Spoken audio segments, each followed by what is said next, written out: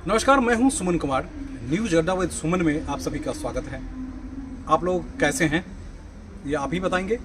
आपको इस पर टिप्पणी करनी है। सबसे पहले तो मेरे चैनल को आप सब्सक्राइब करिए, उस पर टिप्पणी करिए। आपसे संबंधित जो भी खबरें आपको चाहिए उसके बारे में ज़रूर मैं आपको जानकारी दूंगा। तो फिलहाल दिल्ली सरकार से जुड़ी हुई खबर की ही हम चर्चा कर रहे हैं। एक बड़ी खबर हम लेके आए हैं और वो खबर क्या है, अभी कई दिनों से मैं आपको सरकार के कई विभागों में फिर बदल की जो खबर है उसके बारे में जानकारी दे रहा था। अब अभी जो मैं जानकारी दे रहा हूँ वो जानकारी है हेल्थ डिपार्टमेंट की। जी हाँ, स्वास्थ्य मंत्रालय की। दिल्ली के स्वास्थ्य मंत्रालय को लेकर बहुत विदेशों में चर्चाएं हुई है। हम आप बहुत अच्छी तरह वाकिफ़ हैं। जो अधिकारी हैं उन्हें पता है हकीकत में कि आखिर में उसके पीछे की कहानी क्या है, क्योंकि हमें सिर्फ मोहल्ला क्लिनिक दिखती है। दिल्ली सरकार के बड़े बड़े हॉस्पिटल्स हैं, वहाँ हम अंदर जा नहीं सकते। वहाँ की जो हालत है वो बहुत ही बुरी है। जी हाँ, तो इसका कारण क्या है उसके पीछे हम जाएंगे, लेकिन सबसे पहले मैं आपको बता दूं कि दिल्ली सरकार के सचिवालय से जो खबर आ रही है उसके बारे में आपको बड़ी जानकारी मैं आपको दे दूं। वो बड़ी जानकारी ये है कि स्वास्थ्य विभाग में बड़ी फेरबदल की गुंजाइश पहले से रही है। अब फेरबदल होने की प्रक्रिया शुरू हो चुकी है। जी हाँ, लगातार पिछले 4 दिनों से G20 की बैठक खत्म होते ही दिल्ली के मुख्य सचिव नरेश कुमार ने स्वास्थ्य मंत्रालय में तब्दीली लाने के लिए बड़े पैमाने पर बैठकें शुरू कर दी है। सबसे पहले उन्होंने, क्योंकि आज रविवार है, मैं बताऊं आपको, बृहस्पतिवार से ये बैठकों का दौर शुरू हो चुका है, क्योंकि हेल्थ डिपार्टमेंट में ये माना जा रहा है कि दिल्ली के जो बड़े बड़े हॉस्पिटल, सरकारी हॉस्पिटल से दिल्ली सरकार के हॉस्पिटल की हम बात करें तो वहाँ अभी डायरेक्टर्स की कमी है, वहाँ MS की कमी है। सीनियर डॉक्टर्स रिटायर हो चुके हैं, बावजूद इसके उनको भी अभी भी रखे हुए हैं। 1000 से ज़्यादा, अभी 1000 से ज़्यादा सीटें खाली पड़ी है डॉक्टर्स की, यानी रेजिडेंट डॉक्टर जो होते हैं उनकी। अब आप सोच सकते हैं, अगर 1000 सीटें खाली पड़ी है तो बड़ी बड़ी बिल्डिंग की क्या ज़रूरत है। हाँ, बिल्डिंग होनी चाहिए, फैसिलिटी होनी चाहिए, लेकिन फैसिलिटी को उसे जनता तक कैसे पहुंचाया जाए उसके बारे में निर्णय लिया जाना था, जो निर्णय पिछले दिनों नहीं लिए गए। तो अब उसमें तब्दीली आ रही है और नए नए फैसले लिए जा रहे हैं। मेरे पास जो जानकारी है वो मैं आपको बता दूं कि सबसे बड़ी जानकारी ये है कि हॉस्पिटल्स में तकरीबन 1000 से ज़्यादा डॉक्टर्स की कमी है। उस बारीक कमी को दूर करने के लिए जो ऑफिशियल डॉक्यूमेंटेशन है उसकी प्रक्रिया तेज हो चुकी है। नर्सेज की वैकेंसी कई सालों से पड़ी हुई है। अब आप सोच सकते हैं, अगर नर्सेज नहीं होंगे, स्टाफ नर्स अगर नहीं होंगे तो फिर हम जैसे आम जन जो सीधे सीधे दिल्ली सरकार के हॉस्पिटल में जाते हैं उनका देखभाल कौन करेगा, उनका हर एक दिन के टेम्परेचर से लेकर तमाम सारी चीज़ों की जांच कौन करेगा।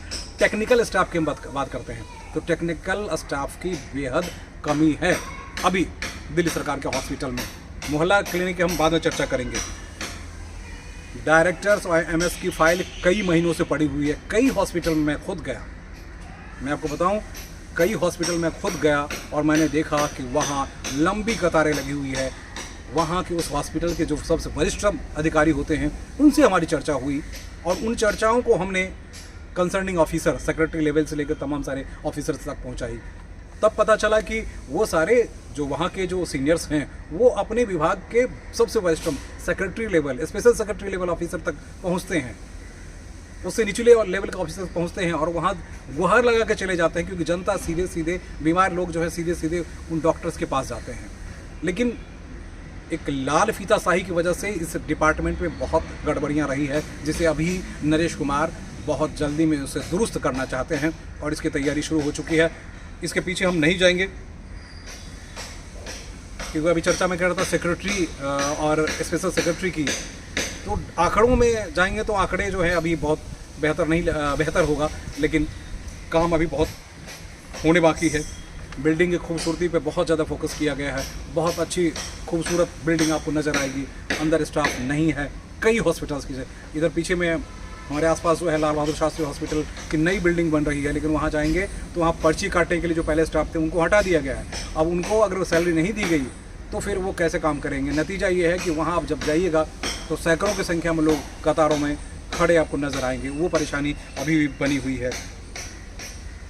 एक सबसे दिलचस्प बात और अच्छी बात यह है कि अस्पतालों में जो डॉक्टर्स हैं उनके प्रमोशंस की फाइल सालों सालों से लंबित रही, जिसे नरेश कुमार जी ने बहुत जल्दी में यूँ कहीं अंतिम रूप देना शुरू कर दिया है, क्योंकि उसमें जो टेक्निकली नीचे लेवल पे यानी सेक्रेटरी और उनसे नीचे लेवल पे जो काम होने चाहिए, जितने जल्दी से होने चाहिए, वो काम नहीं हो पाया था।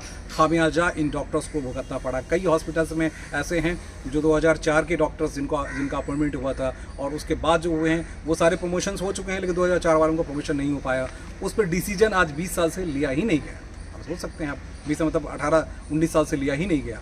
सारे डॉक्टर भटक रहे हैं, लेकिन अब भटकने की ज़रूरत नहीं है, क्योंकि उनके लिए भी डिसीजंस लिए जाने जो हैं वो सारे डिसीजंस, सारे फैसले नरेश कुमार जी ले रहे हैं बहुत जल्दी में। तो ये अच्छी खबर है। उसके बाद प्रमोशन का मैंने बता ही दिया आपको। इसके अलावा और क्या आपके लिए बचता है? आपके लिए ये बचता है कि जल्दी में मेडिसिन जिस हॉस्पिटल्स में नहीं है उन सभी को मेडिसिन जल्दी पहुंचाने के लिए कहा गया है। वहाँ साफ़ सफाई की अच्छी व्यवस्था करने के लिए कहा गया है।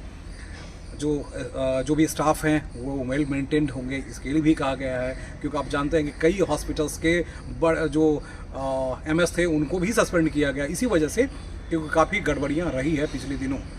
देखिए, लाल फीताशाही और सिर्फ हवाबाजी में जाइएगा तो हवाबाजी तो बहुत कुछ हुआ है। दिल्ली के स्वास्थ्य को ऐसे दिखाया जा रहा है इंटरनेशनल लेवल पे कि दिल्ली के स्वास्थ्य विभाग जो है या उसमें जो काम हुए हैं वो संसार में कहीं हुआ ही नहीं। लेकिन जब हॉस्पिटल में जाइएगा, अच्छे खूबसूरत बिल्डिंग देखिएगा और स्टाफ के बारे में पूछिएगा तो आपको पता चला कुछ भी नहीं हुआ है। जो सिर्फ और सिर्फ एक मोहल्ला क्लिनिक तक लाकर समेट कर रख दिया गया है। जो रेगुलर स्टाफ है उस पर बहुत ज़्यादा फोकस नहीं किया गया है। जो रेगुलर चीज़ें थी उस पर बहुत ज़्यादा ध्यान नहीं दिया गया है। जहाँ स्टाफ होने चाहिए वहाँ स्टाफ नहीं है, जहाँ स्टाफ नहीं होने चाहिए वहाँ ज़्यादा दे दिया गया। डॉक्टर्स की कमी थी, डॉक्टर्स को रिक्रूट नहीं किया गया। अगर किया जाता तो आज ये हालत दिल्ली में नहीं होती।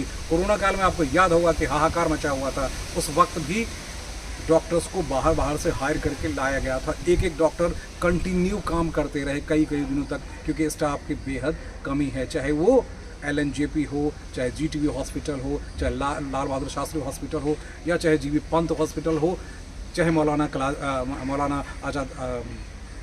आज़ाद हॉस्पिटल की बात करते हैं। जितने हॉस्पिटल्स हैं स्टाफ की बेहद कमी है।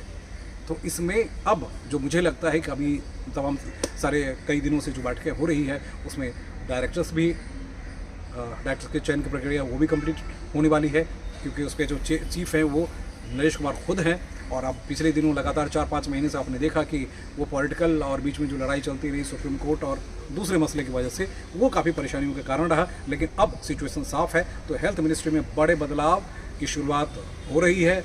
इस सप्ताह आप देखेंगे बड़े लेवल पे बड़े डिसीजंस सारे आपको देखने को मिल जाएंगे। बहरहाल चलते 2-4 चीज़ें मैं और आपको बता दूँ। दास कैडर के जो ऑफिसर हैं उनके प्रमोशन के फाइल मंत्रालय से पूरी तरह से क्लियर कर दिया गया है, यानी सचिवालय से वो फाइल अप्रूव होके सीधे LG साहब के पास पहुंच चुकी है। यानी आज तो रविवार है, कल परसों तक वो उसका भी नोटिफिकेशन हो जाएगा। वो मामला बिल्कुल क्लियर रहेगा। हम लास्ट में आपको बता दें, DSSB में टीचर की वैकेंसी तो रेगुलर आ रही है, पता है ना आपको। दूसरे स्टाफ की वैकेंसी नहीं आ रही है। उसमें कहानी क्या है उसके पीछे भी आपको चलेंगे और आपको लिए चलेंगे, बताएंगे आपको कि वहाँ भी कोई मामला गड़बड़ तो नहीं है, गड़बड़ झाला तो नहीं है। फिर 15-20 हज़ार लोगों की वैकेंसी आ गई है, लेकिन हॉस्पिटल्स में क्या दिक्कत आ रही है, अलग अलग स्टाफ्स की क्या दिक्कत आ रही है, कहाँ गड़बड़ियाँ हो रही हैं, उस पर भी हमारी निगाह होगी। हमारे साथ बने रहिएगा, हम आपको बताते रहेंगे। एक हम ही हैं जो आपको आपकी सरकार में कामकाज की जो खबरें हैं वही ला कर दे सकते हैं। अदरवाइज़ आपके को अपना एजेंडा पॉलिटिकल नहीं है, अपना एजेंडा सिर्फ आम जन की है। आपकी खबरें आप तक, आम जनों तक पहुंचाएं, वही मेरा मकसद है।